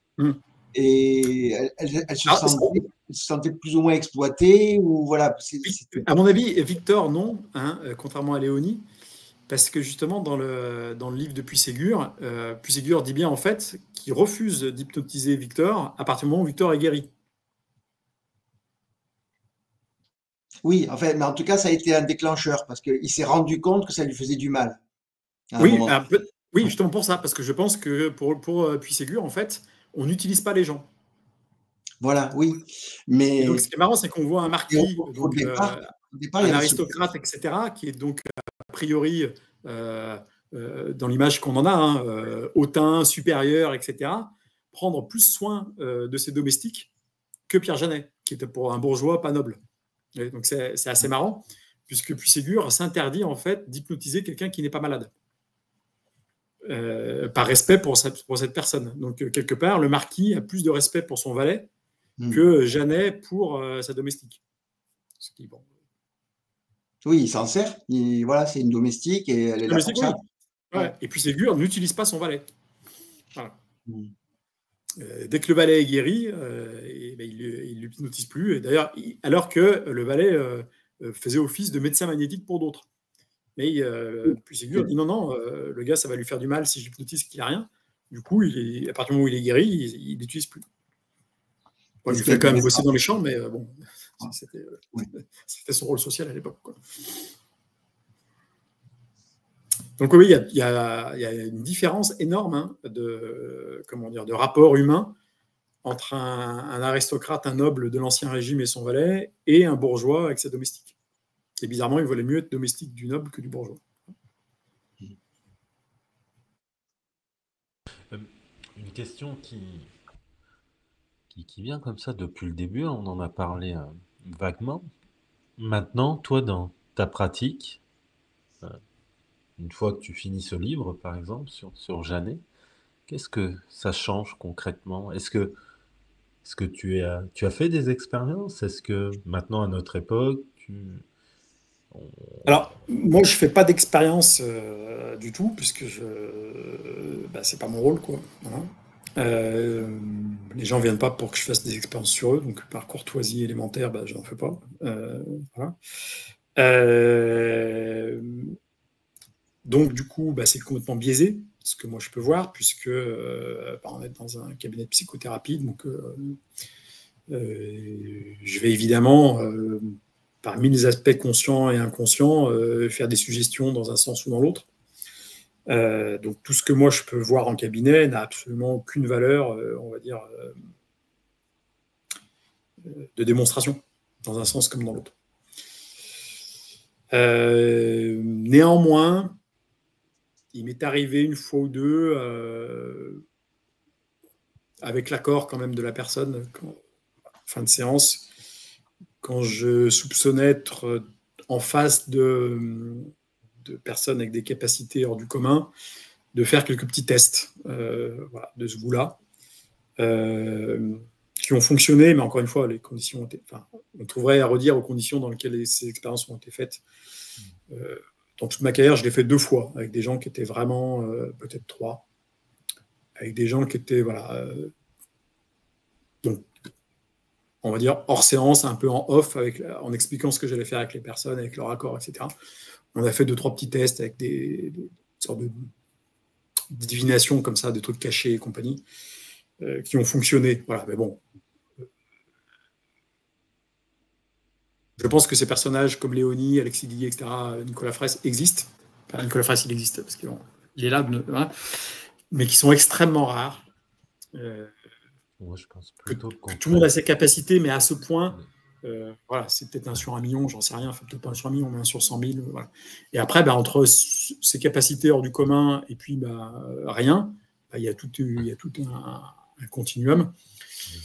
Je pense qu'entre les deux, les deux, je te coupe, il y en a beaucoup qui ont ces capacités je pense vraiment que la transe est un accélérateur, une ouverture à ce genre de phénomène. Alors, je parle bien entre les deux, pas avec des grandes capacités, mais par exemple, aller lire dans une enveloppe, que ça soit dans le bureau ou à 100 km, je pense que l'hypnose, et par expérience, pour avoir fait pas mal de tests quand même dans ce sens, ça amène cette faculté, pas chez tout le monde, mais il y a des choses qui restent surprenantes quand même. Oui, c'est comme toute histoire. Hein. Tout le monde peut jouer du piano, tout le monde n'est pas Mozart. Hein. Et entre jouer avec 2 doigts et faire une symphonie, il y a tout un panel de gens. Hein. Voilà. Nier le truc par principe me paraît idiot, parce qu'il y a quand même beaucoup de témoignages anciens et actuels. Et si vous lisez mon livre sur Alexandre Dumas, avec Alexis Didier, comment dire, il y a des milliards de comptes rendus de toute classe sociale, de tout, etc., de trucs complètement dingues, des gens connus, pas connus, des princes, des rois, des roturiers, des domestiques, des bourgeois, des nobles, des ci, des ça, dans tous les sens. On n'imagine pas comme une sorte d'invention comme ça pour écrire dans les journaux, dans les ci, dans les ça. Enfin, ça paraît très complètement débile. Et on voit pas comment, par chance, le mec peut arriver à des trucs pareils. Je réédite des expériences d'Alexis Didier dans mon livre. C'est stupéfiant. Enfin, on peut pas dire le mec, il a eu un coup de bol, c'est pas possible. Le mec, il a réitéré à ce moment-là des coups de bol sur toute sa vie, à coup de 1000 par mois. Enfin, je veux dire, ça tient pas la route d'un point de vue statistique, c'est pas possible. Même si c'est pas hyper cadré les trucs. Parce qu'on pourrait toujours trouver à redire à chaque fois, oui, mais bon, peut-être qu'il y a une influence externe et tout. Il y a des moments où le type, il vous sort des trucs, à moins que le mec avait 10 000, on va dire, détectives privés qui, à l'avance, enquêtaient sur des gens qui étaient tirés au sort pour venir sur scène et que du coup, il avait tout en tête. Ça, c'est encore plus absurde que se dire que le gars a des pouvoirs de lucidité, quoi. Toute autre hypothèse. De phénomène, je te reconnais, mais c'est quand même facile aujourd'hui. Ce qui est surprenant, ce sont les détracteurs qui vont dans ce sens et qui disent non, l'hypnose par exemple ne peut pas amener ce genre de phénomène tel que des sorties de corps, des visions à distance, voire une forme de télépathie. C'est tellement simple à réaliser, même en double aveugle, etc. Ça demande un tout petit peu de temps, peut-être un peu d'argent encore, de prendre une dizaine, une vingtaine de personnes qui n'ont jamais fait d'hypnose, de bien tout cadrer, que ça soit avec des un psychiatre, un chercheur, un hypnotiseur, prendre plusieurs hypnotiseurs de la manière qui va les amener en hypnose et de vérifier. Et de dire, Et de même pas faire... besoin de prendre des gens qui n'ont jamais pris d'hypnose. Comment dire, il suffit de ouais, s'intéresser aux ou des travaux qui bons, sont des faits bons par une... sujets Parce que dans ce truc-là, il suffit d'une expérience réussie pour que ça réussisse. Donc, tu n'as même pas besoin de prendre des gens au pif avec des hypnotiseurs différents, des psychiatres. Non, mais ça C'est-à-dire validerait qu'aujourd'hui, encore non, plus, là. il suffit d'une expérience réussie. Il n'y a même pas besoin de les cumuler, tu vois, je veux dire. Oui. Pour moi, aujourd'hui, l'expérience réussie, c'est Nicolas Fraisse avec l'équipe qui est en Suisse, là, avec l'Institut Noétique, je ne sais plus comment il s'appelle. Après, le seul bémol avec Nicolas, c'est qu'il ne veut pas se confronter en quelque sorte aux autres chercheurs. Enfin, c'est ce qu'on certains ont tendance à lui reprocher. Oui, mais du coup, oui, mais bon. reste, il reste un petit doute. C'est son droit. Si Nicolas a l'air extraordinaire, mais des gens, on va dire, qui ont ce genre de capacité, ils sont connus sur la place du marché. Tu vois ce que je veux dire. Et ces gens-là, a priori, seraient d'accord pour refaire le truc. Je pense que ça existe, en fait. Le problème, c'est pas d'apporter un truc bien ficelé, parce que si le gars en face ne veut pas le voir, il ne le verra pas. Tu vois ce que je veux dire. Tu peux ficeler le truc comme tu veux. À un moment donné, ça devient mathématique. Oui, mais la personne ne le lira pas, ne voudra pas, si tu veux. Tu trouveras un biais et compagnie, je t'assure. Hein. Ouais, tu peux apporter le truc super ficelé si tu veux. Comme dit l'expression, on ne peut pas réveiller quelqu'un qui fait semblant de dormir, si tu veux. Donc si la personne, par, on va dire, structure psychique, refuse ce truc-là, d'accord, eh ben, elle refuse, quoi. Voilà. C'est le cas, par exemple, c'est ce que racontait Cook quand il arrive dans les îles Vierges là, polynésiennes. En fait, les gens des îles, là, qui étaient en canoë et en pagne, en fait, ils ne voyaient pas les 3 mâts. C'est-à-dire qu'ils voyaient des mecs débouler sur la plage, comme ça, ils se disaient, putain, mais d'où ces mecs sortent, quoi. Limite, ils se matérialisaient face à eux. Et les mecs comprenaient, en fait, que quand ils regardaient au loin la ligne d'horizon, en fait, ils voyaient le regard des gens qui ne s'arrêtaient pas sur les bateaux. Donc les mecs qui étaient sur la plage ne voyaient pas les 3 mâts. Et donc ils ont dû ramer comme ça, le mec les a amenés, je viens là, alors que les mecs prennent leur bateau, ils rament ça. Et le mec allait à fond et poum, il percutait les 3 mâts, parce que bon, après, il y a la matière qui finit par jouer son rôle. Et là, quand le truc était machin, tu voyais les mecs qui touchaient, et là, poum, là, ils se mettaient à voir le bateau. Ça. Donc t'imagines que si des êtres humains, et puis t'imagines que ces sauvages de l'époque, ils voyaient bien, tu vois, c'était des chasseurs-cueilleurs, les mecs devaient avoir des vues, ils n'avaient pas des lunettes comme moi, hein, donc il y avait une vue, ils devaient voir le moindre épervier ou je sais pas, pigeon à manger à des kilomètres, tu vois ce que je veux dire. Donc les mecs avaient un système nerveux, auditif, visuel hors du commun et hyper pointu de chasseurs-cueilleurs et ne voyaient pas un bateau, un 3 mâts, etc., quoi. Parce que sa structure psychique ne lui autorisait pas à le voir. Donc, si tu ne prends pas les mecs par la main et tu leur fais pas faire eux-mêmes les expériences et tout, ce qu'ils vont demeurant pas faire, tu peux faire, à mon avis, toutes les expériences que tu veux. Tant que les gens ne sont pas prêts à accéder à ça, bah, ils ne le verront pas, quoi. Ouais. Après, je pense aussi qu'il y a une forme d'intérêt aussi. Est-ce qu'aujourd'hui, mis à part quelques-uns... Je ne vois pas bien l'intérêt qu'il y a, comment dire, parce que en soi, c'est non, mais d'intérêt à ce que... Voilà. C'est pas tellement rêve. Ouais, mais qu'est-ce que tu as à gagner, tu vois, à nier un pendurel, enfin, je veux dire, non, mais je pense l'intérêt... À part ton confort intérieur, tu vois. Ah oui, non, l'intérêt dans le sens où est-ce que ça intéresse vraiment beaucoup de monde à la limite, non, mais la personne qui n'est pas intéressée, ça, il faut respecter, tu vois ce que je veux dire. Moi, je ne m'intéresse pas à plein de trucs. Bon, bah, tant pis, j'ai pas le temps. J'aimerais, mais voilà, comme tout le monde, j'ai que 24 heures dans la journée, puis j'en passe une partie à dormir. Non, ce qui est intéressant, c'est les gens qui, on va dire, qui vont s'opposer, qui vont trouver des arguments contre. C'est ça qui est intéressant. Le gars qui ne s'intéresse pas, bah oui, il ne s'intéresse pas. Hein. Moi, je ne m'intéresse pas, comment dire, à la peinture chinoise du XIIe siècle. Bon, bah, tant pis pour moi. Hein, voilà. C'est sans doute une période merveilleuse pour la peinture, mais bon, j'ai pas le temps de plonger là-dedans, quoi. Ah, c'est des sujets passionnants. Non, ça dérange, je pense, ça effraie. Ils veulent pas. Je pense que les gens se sont construits un monde psychique assez confortable. Rassurant. Rassurant, quitte à occulter des pans du réel, et qu'en fait, la dépense, on va dire, d'énergie pour accéder à cette réalité leur paraît énorme, et en plus, je pense qu'ils se trompent, mais ils pensent que ça va peut-être les amener dans une sorte de chaos intérieur. À mon avis, non. J'ai jamais vu quelqu'un qui augmentait comme ça sa perception du réel et qui devenait fou. Au contraire, la folie, c'est plus réduire cette portion-là. Mais je pense que les gens ont peur d'avoir un effondrement intérieur si... alors, c'est une pure psychologisation. Voilà, il faudrait qu'il y en ait un ici pour qu'il nous explique un peu mieux. Donc, c'est une hypothèse. Hein. Je pense qu'il y a une peur d'effondrement psychique. Mais bon, c'est la seule hypothèse que je vois. Parce qu'un intérêt, on va dire, matériel, financier, à nier ça, je ne vois pas bien, quoi. À la limite, ceux qui seront dans le monde universitaire prendraient un risque, effectivement, à se lancer là-dedans. Donc, je comprends que sans nier le truc, ils n'aient pas envie d'y aller, puisqu'ils pourraient être considérés comme des parias ou des doudingues par leur père. Et, moi, j'en connais un comme ça, donc, que je ne vais pas nommer, qui bosse au CNRS. Et le gars, lui, n'hésite pas à élargir le champ des possibles. Bon, bah, ses collègues lui jettent des pierres. Hein. Voilà. Il est ostracisé. Bon, alors maintenant, il est âgé, donc bon, il en rigole. Mais je pense qu'il a passé une carrière quand même difficile. Il aurait pu se mettre dans les pantoufles du CNRS, avancer dans les balises, prendre des points de carrière, faire ci, faire ça.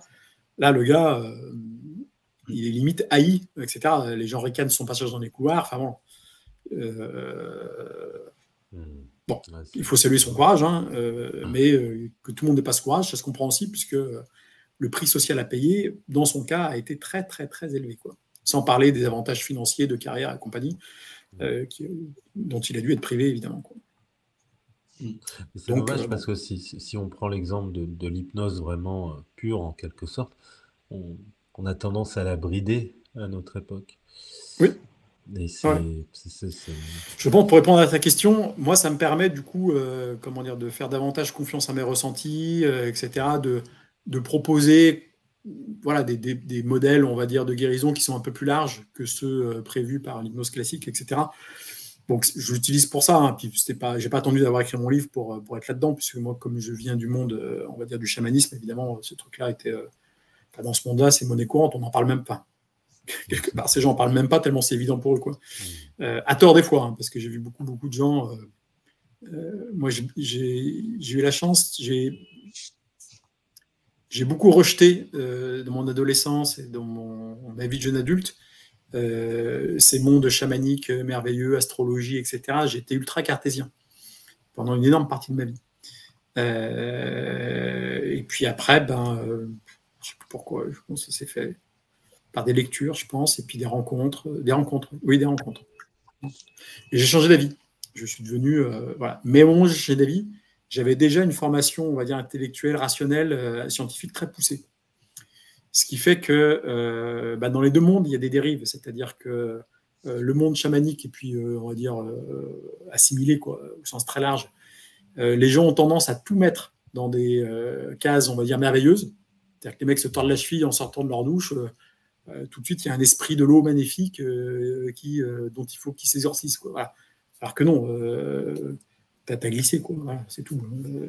Change les carreaux de ta douche ou rince-toi mieux en sortant de la douche, quoi. Voilà.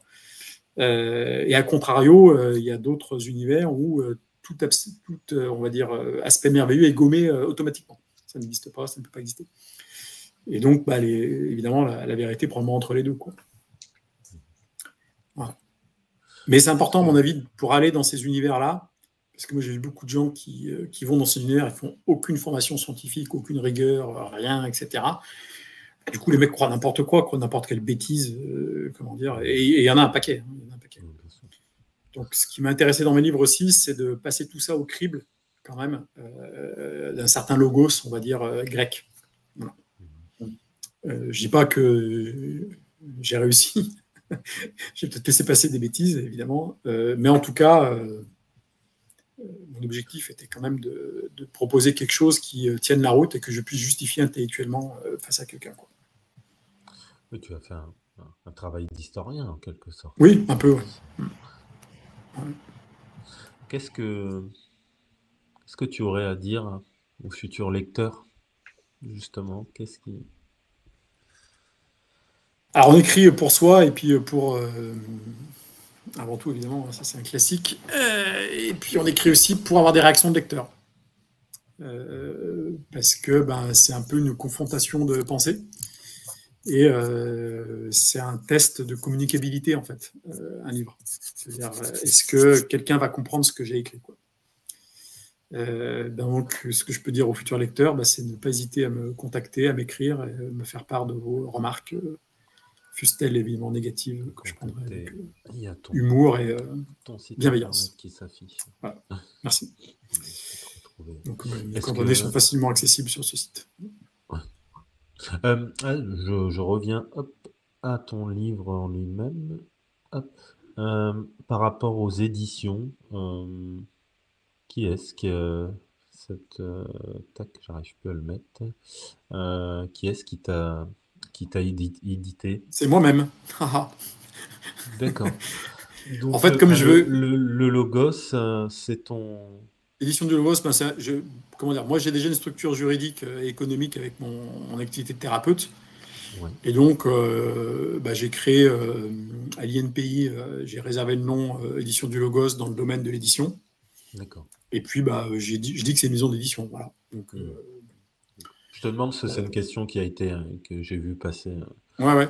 En gros, parce que je veux faire également, là je suis en train de mettre au propre justement un livre de Liébo qui s'appelle, un livre où, parce que comme il est soi-disant un des pères de l'école de Nancy sur la suggestion, il a écrit un petit livre qui s'appelle, je retrouve le titre pourtant, je suppose dessus, un titre incroyable, je l'ai, Extériorisation de la force neurique ou fluide magnétique. Donc c'est un petit livre d'une 50aine de pages où il se pose la question et puis Liébo a toujours hésité entre est-ce qu'il y avait ce fameux fluide ou est-ce que c'était que la suggestion. Alors qu'il est souvent présenté comme le père de l'école de Nancy, soi-disant, qui est donc que suggestive, alors que lui-même a hésité entre les deux jusqu'à sa mort et il a oscillé en disant ouais, il y a un fluide ou non, il n'y en a pas, il y a un fluide, il n'y en a pas, il n'y en a pas. Et donc dans ce petit livre, dans sa phase, il y a un fluide. Voilà. Et donc, c'est marrant de voir que le père de l'école de la suggestion, en fait, dans ce livre, qu'il a écrit en 1890, par là, 93, je ne sais plus, dans ces eaux-là, est dans une phase fluide. Voilà. Donc, il a oscillé comme ça toute sa vie. Et donc, je vais rééditer ce livre. Donc, ça va être sous les éditions du Logos. Je vais faire peut-être des traductions aussi de littérature, mais de choses qui n'ont pas été traduites du 19e, mais plus dans la littérature, mais... avec un lien avec l'hypnose ou le langage, etc. Notamment sur le néolatinisme, qui est une hérésie. Voilà. Donc, je vais rééditer ça dans un bouquin du 19e. Donc, c'était l'idée d'avoir une marque, d'avoir une identité visuelle, une identité éditoriale, etc. Mais voilà. Après, je suis pas hostile à faire un boulot d'éditeur. C'est-à-dire, si quelqu'un me présente un livre, dans le thème, en gros, le thème, c'est hypnose, langage, métaphysique, littérature, mais littérature qui s'apparenterait d'une manière ou d'une autre, voire manuel de psychothérapie. Je ne suis pas hostile à l'idée de faire un boulot d'éditeur, c'est-à-dire lire le truc, puis si je le trouve de qualité, l'éditer, ou faire des allers-retours pour correction, etc., qui seraient d'auteurs qui ne seraient pas de moi. Donc d'ouvrir un peu le spectre de ce truc-là. Pour l'instant, c'est centré sur Henrik Masson. C'est moi qui ai créé le truc. Mais non, je suis complètement ouvert à des éventuelles autres participations. Ça me ferait même très plaisir de faire ça. Projet. Ouvert, voilà. Je lance cette idée dans l'univers. En tout cas, ça promet plein de belles choses, ce que tu évoques là dans les prochains livres. Est-ce qu'il y a peut-être une question que tu aurais aimé qu'on te pose, qu'on t'a pas posé, ou peut-être un sujet en particulier qui serait en lien avec ce livre? N'hésitez pas si vous voyez des erreurs, des choses d'approximation, des choses pas claires, parce que comme du coup c'est l'auto-édition, et que j'ai décidé finalement de passer par Amazon, c'est très simple de sortir des éditions supérieures, corrigées, parce que j'ai pas de stock en fait. Moi, j'ai commandé 10 bouquins que je peux envoyer aux gens par la poste s'ils veulent, etc. Mais je peux faire une deuxième édition, ça va me coûter 10 balles, quoi, tu vois. Voilà.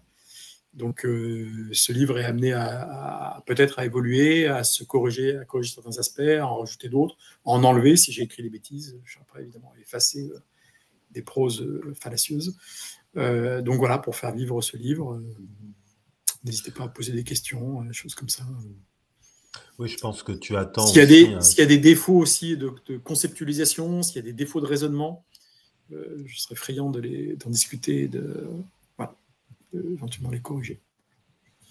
Oui, je pense que tu attends aussi justement le retour peut-être de certains historiens, s'ils ont l'occasion Oui, de je lire, serais enchanté ou des grands passionnés de Oui, l'hypnose. voire même, idéalement, de sceptiques. Voilà. Oui. Je suis prêt à offrir mon bouquin à un sceptique, voilà. À condition qu'il le lise et qu'on échange après. Il va faire pour caler la table, ça sera pas... Pardon? À moins qu'il ne s'en serve pas pour caler la table, quoi, par exemple. Non, ça non, je veux pas. Voilà. En tout cas, moi, je salue ce livre qui est vraiment accessible et qui apporte justement, qui a fait ce boulot de synthèse, de regroupement de données. Et il me tarde de le finir. Voilà, en tout cas, je me suis fait vraiment plaisir à l'écrire. Je suis même monté une fois à Paris exprès quasiment pour vérifier une source dans une bibliothèque, la bibliothèque Sigmund Freud à Paris. Donc j'ai même mouillé ma chemise jusqu'à me payer un billet de TGV et les retours pour juste accéder à un livre qui était disponible que ici. Voilà. C'est le livre, tous les extraits de Pierre Janet, de Jules Janet en fait, sont issus de ce livre qui est visiblement plus qu'un seul exemplaire en France là-dedans. Et je remercie la jeune femme qui m'a gentiment accueilli dans cette librairie, bibliothèque, qui m'a rien fait payer, qui m'a fait offrir les photocopies, etc. Donc, c'est très gentil de sa part. Quand elle a vu que je faisais Lyon exprès pour ce bouquin, elle a décidé que je ne payerais pas les photocopies. Qu'elle en soit remerciée ici. Voilà. On te remercie. Peut-être que Gaëtan, peut-être une dernière question. Non, mais c'est passionnant. Moi, je suis un peu épaté par toute cette capacité de travail. Moi qui ai eu du mal, je l'ai commencé, mais j'arrive pas à m'y tenir parce que la cadence de tous les jours fait que on peut pas se consacrer forcément Donc oui, j'imagine la somme, la masse de travail que ça représente. C'est beaucoup de travail, c'est vrai, mais mettre en forme tout ça, quoi. Et puis en tirer après cette expertise. Donc voilà, je suis ravi parce que Janet, c'est quelqu'un que je soupçonne, mais que je connais pas vraiment. Donc ça va. Mon but c'était pas de faire un bouquin sur Pierre Janet, parce que toute la richesse conceptuelle de son polypsychisme, etc. Il faudrait des bouquins entiers. Enfin, tu vois, rien que là, j'ai fait 300 pages quasiment, juste sur 3 textes. Donc, ça donne une vision très, très, très limitée du travail de Pierre Janet. Voilà, mon but, c'est pas du tout de faire un livre sur Pierre Janet, mais comme encore une fois, j'aime bien l'origine des choses, comme je disais au début. C'est intéressant, à mon avis, de comprendre le début de Pierre Janet. Voilà. Comment est-ce qu'il a démarré? Et ça peut ensuite, pour quelqu'un qui s'intéresse aux travaux plus classiques de Pierre Janet, mon livre permet aussi de voir le démarrage. Voilà. L'origine de Pierre Janet, sur quoi il s'appuie, en fait, même si après il l'occulte, pour faire fleurir son œuvre. Parce que l'hypnose, telle qu'elle est pratiquée aujourd'hui, occulte complètement cette partie un petit peu extraordinaire, justement. Et moi, pour l'avoir été confronté, on n'apprend pas à faire face à ça, à ces dédoublements de personnalité et au potentiel d'évolution que ça apporte. Moi, je pense que derrière cette transe, cette forme de transe, il y a une espèce d'auto-apprentissage, pour le sujet, j'entends. Oui, évidemment. C'est une sorte d'auto-évolution en accéléré. Et c'est stupéfiant. Moi, j'ai fait des séances à des gens. En tant que thérapeute, moi, j'ai à cœur ensuite, lorsque je suis confronté à ça, de faire en sorte que les personnes intègrent ces aspects. Oui. Pour moi, le polypsychisme est une maladie. Ça peut être effrayant, ouais. Et donc, l'idée, c'est d'intégrer tout ça pour justement que tous ces aspects psychiques qui étaient dissociés, ce qui faisait le polypsychisme, en fait, petit à petit, soient intégrés à la personnalité de la personne et donc cessent d'être dissociés. Et donc, du coup, ne plus avoir besoin de transe pour accéder à ces capacités qui appartiennent à la personne. Et que la transe ne devrait pas être nécessaire, en fait. Elle n'est peut-être possible, la transe, que parce que les gens sont dissociés. Voilà. C'est ce que je vais montrer dans mon 3e livre sur Tolkien, où je vais proposer une définition de l'hypnose dans ce sens-là. Voilà, qui va être un peu révolutionnaire, parce que je vais essayer de... Non, pas révolutionnaire, mais atypique. Comme j'ai été assez souvent, comme beaucoup de gens d'ailleurs, demeurant déçu par la définition de l'hypnose que j'ai pu te confronter, je vais en proposer une autre que je suis en train de peaufiner grâce au Seigneur des Anneaux, aussi bizarre que ça puisse paraître. Donc, voilà, ça sera un hommage à la magnifique prose de Tolkien, et ça me permettra de donner une définition originale de l'hypnose et intéressante en thérapie également, quoi. D'accord. Ça promet. Et je révélerai également, pour teaser un peu, et je ne donnerai pas la réponse, qui sont vraiment les hobbits. Ça va être une démonstration, j'espère, d'une rigueur implacable qui va expliquer l'origine très très précise des hobbits, qui est un énigme codé dans Tolkien, et à ma connaissance, personne encore n'avait révélé cette énigme et donné sa solution. Et en faisant ces recherches sur l'hypnose, par hasard, j'ai découvert la solution de l'énigme. Et donc, s'il y a des fans de Tolkien, je serais enchanté de discuter sur cet aspect avec eux. Pas grand-chose à voir avec l'hypnose, quoique un petit peu quand même. Voilà. Bon. Et ben, ça promet une belle lecture pour la suite. Pour la suite, voilà. Bon, en tout cas, c'était vraiment sympa. C'était bien aussi de. Merci de m'avoir invité. Bah oui, de mettre un visage aussi sur oui. sur l'écrivain. Beaucoup de plaisir à discuter avec vous sur ces sujets. Sujet passionnant. Bah, merci à vous deux, merci à toi Émeric. Merci à toi Marc Gaëtan, pour l'organisation, merci Gaëtan. L'initiative et puis cette rencontre, c'est pas souvent qu'on a l'occasion de discuter avec un auteur. Donc, plaisir partagé. Ça donne, ça humanise encore plus. Ça humanise, oui, c'est important. Un grand merci. On aura peut-être l'occasion de se retrouver dans d'autres moments. Merci à vous deux. Avec plaisir. Ciao. Ça marche. Au revoir. Bonne fin de journée. Au revoir. Merci.